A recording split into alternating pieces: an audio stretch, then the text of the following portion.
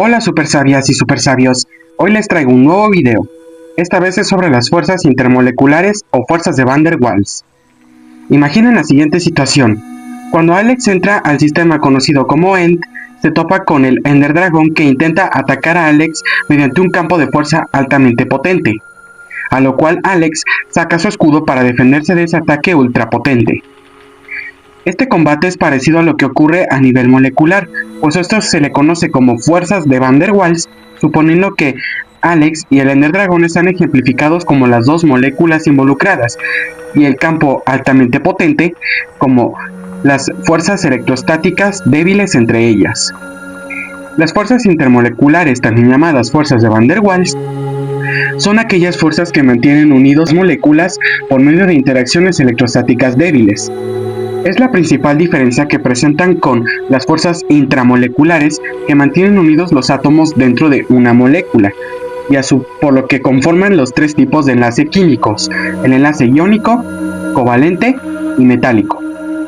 Por otro lado, las fuerzas de Van der Waals o fuerzas intermoleculares son las responsables de los estados de agregación de la materia, así como sus propiedades físicas, como por ejemplo el punto de ebullición, el punto de fusión, etc.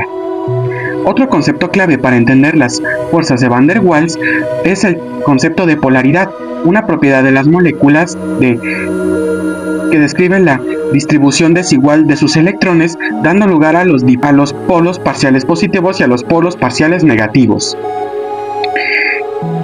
Las principales fuerzas de Van der Waals o fuerzas intermoleculares son las fuerzas ion-dipolo, las fuerzas dipolo-dipolo, las fuerzas dipolo-dipolo inducido o fuerzas de dispersión de London y los puentes de hidrógeno. En las fuerzas ion-dipolo, como el nombre lo indica, se dan entre un ion y una molécula polar. Un claro ejemplo sería disolver cloruro sódico y agua. Considerando que el cloruro sódico está conformado por un enlace iónico entre el sodio, que es un metal, y el cloro, un no metal, se disocia en sus correspondientes iones de sodio y iones cloruro. En ello, los iones de sodio, como tienen carga positiva, entran en contacto con las cargas negativas del agua, mientras que los iones cloruro, al tener carga negativa, entran en contacto con las cargas positivas del agua. En las fuerzas dipolo-dipolo, como el nombre lo sugiere, se dan entre dos moléculas polares. Eso significa que en las moléculas polares su distribución se distribuyen los electrones de manera desigual. Pues bien, esta interacción entre moléculas polares cumple las analogías de los polos magnéticos. Si se juntan los polos similares, se repelen, pero si se juntan los contrarios, se atraen. Del mismo modo, en las fuerzas dipolo-dipolo, la carga negativa de una de las dos moléculas entra en contacto con la carga positiva de la otra. En las fuerzas dipolo-dipolo inducido o fuerzas de dispersión de London, se dan entre dos moléculas no polares, es decir, aquellas moléculas cuya distribución electrónica es uniforme.